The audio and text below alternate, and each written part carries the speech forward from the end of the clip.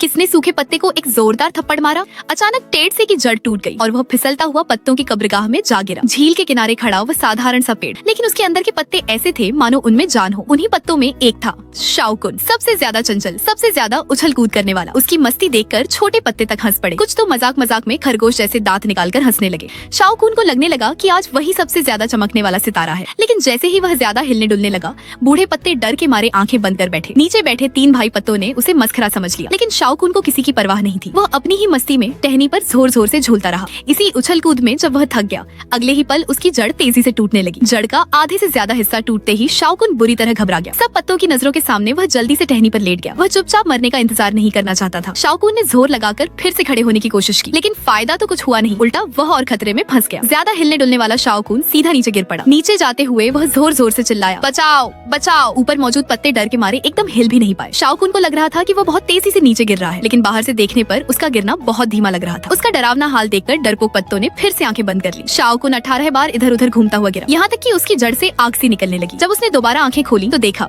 वह जमीन पर सुरक्षित पड़ा था। उसने दाईं ओर देखा और अगले ही पल सन्न रह गया। चारों तरफ टूटे हुए गिरे हुए पत्ते ही पत्ते थे। अब दिखावा पसंद करने वाले शाओकुन के लिए पीछे लौटने का कोई रास्ता नहीं था। और मुसीबत यहीं खत्म नहीं हुई, क्योंकि यहाँ एक शरारती इंसानी लड़का भी आकर तंग किया करता था।